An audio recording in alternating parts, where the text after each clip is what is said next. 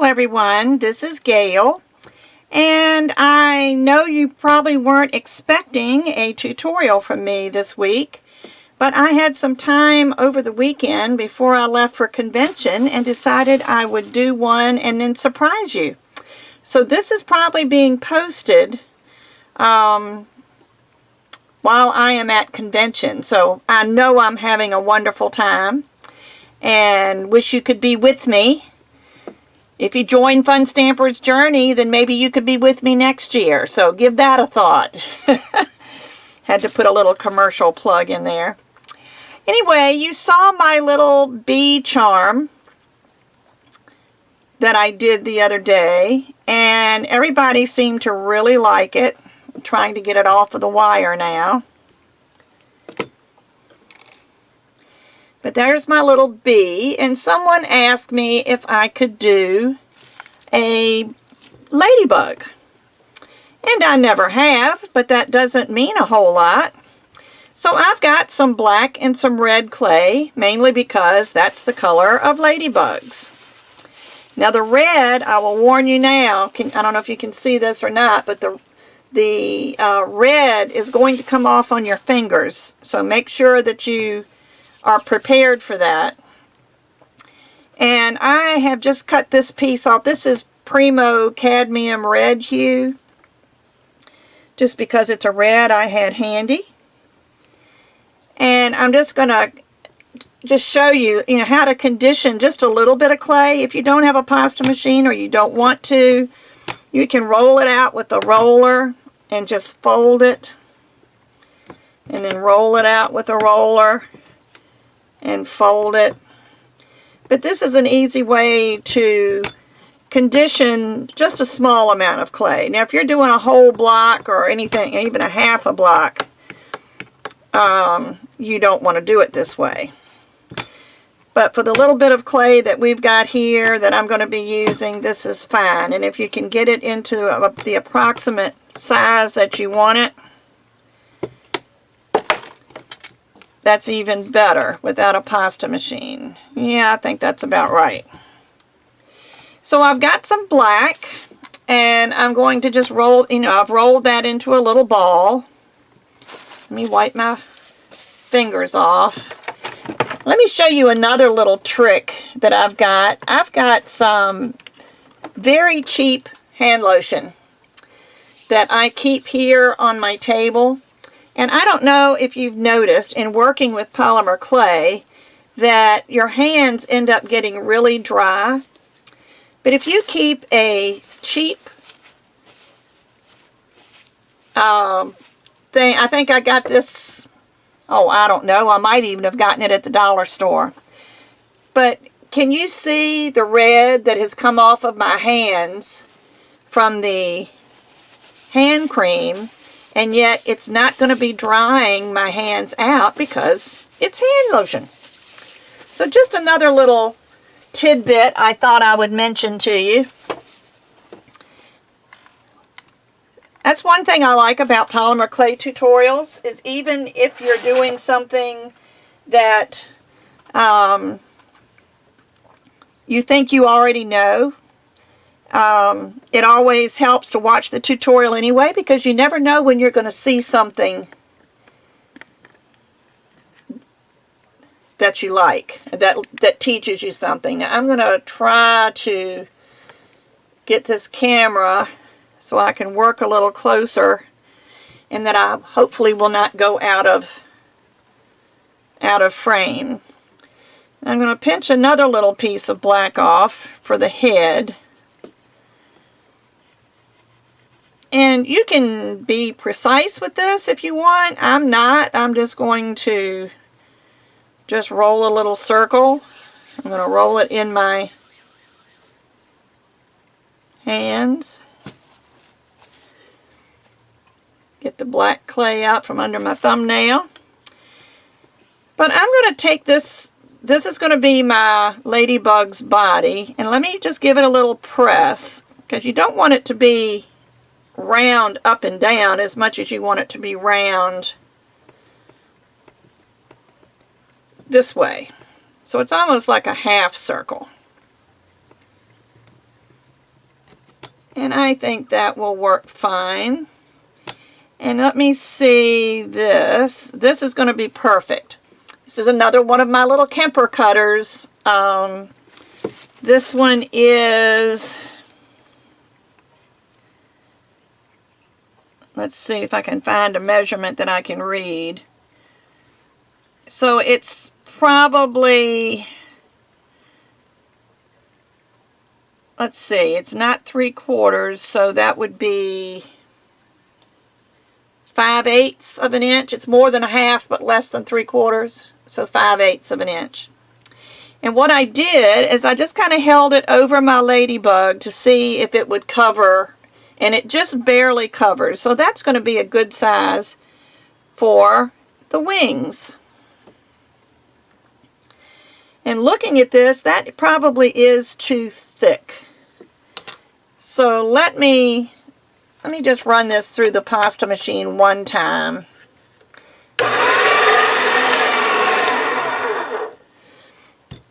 This is on a number 3. That's much better. And what I'm going to do is I'm going to cut this in half, well, not quite, but almost all the way up to the end.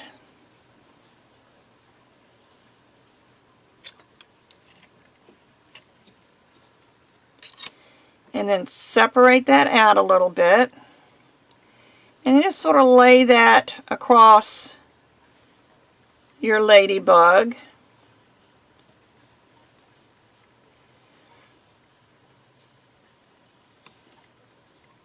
And you can just play with it a little bit. I want this little slit to be a little bit closer in. I'm going to maybe cut this a little bit more.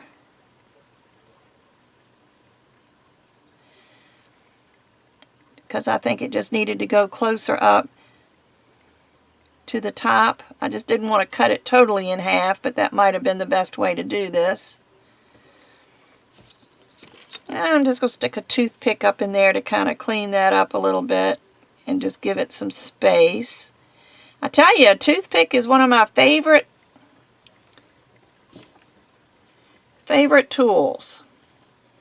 And that looks okay. Now you see I've taken some black and I've rolled it into a little snake. And I want to cut some little circles. Now you can do this a couple of ways. You can roll it into a snake and cut a little circle like this and then lay it on to your Ladybug. Or you can roll a little tiny circle with your fingers, little ball, and place it on there and press. You can do either one. See, they both turn out fine. I just think I'm going to stick with this. And I'm probably going to put 3 on each side. I'll put that one away a little bit. You just have to make sure you keep them fairly small, because once you put it on here and it spreads out,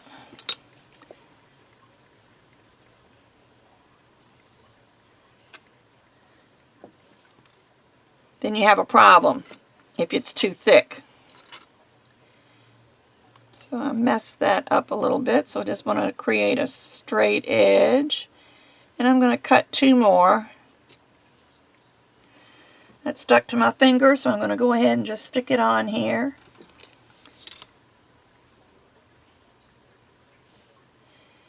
And then this one I'll put right there. Okay. Now your Ladybug head, what I want to do, and again, I'm not putting any legs on my Ladybug, but since this ended there, I'm going to cut that off.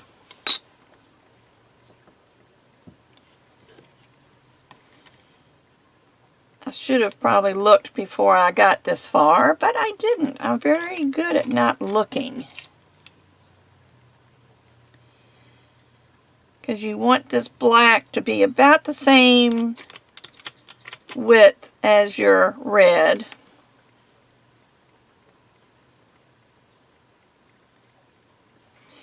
And then I'm going to take this little ball that I made for the head. I'm going to flatten that just a little bit. And I'm also going to cut straight, even if it takes a couple tries, a flat part.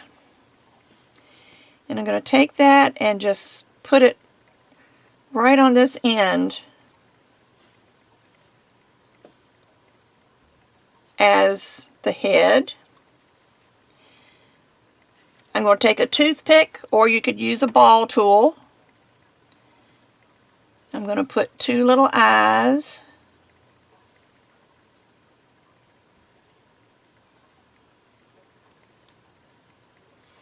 I don't know if you can see those. It's upside down, but anyway, there's two little eyes. And I think I'm just going to get a piece of this golden color that we used for the honeybee, just because I've got it here in my scrap. And why waste it? You can use, for the eyes, you can use white, you can use yellow, you can use really just about any color. Cut off tiny little pieces.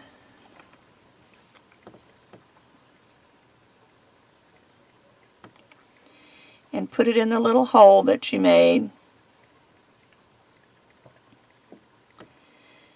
And where did the other little piece go? It's probably stuck on my hand somewhere. Well, I'll just cut another one. Oh, there it is. It's on my blade. Can you see how little this piece is?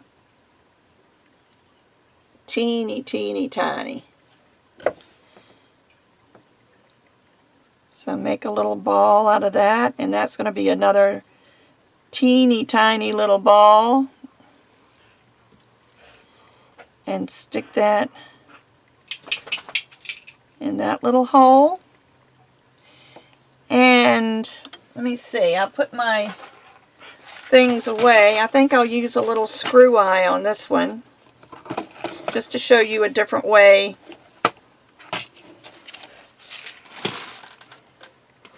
of doing this. I'm going to use this little screw eye.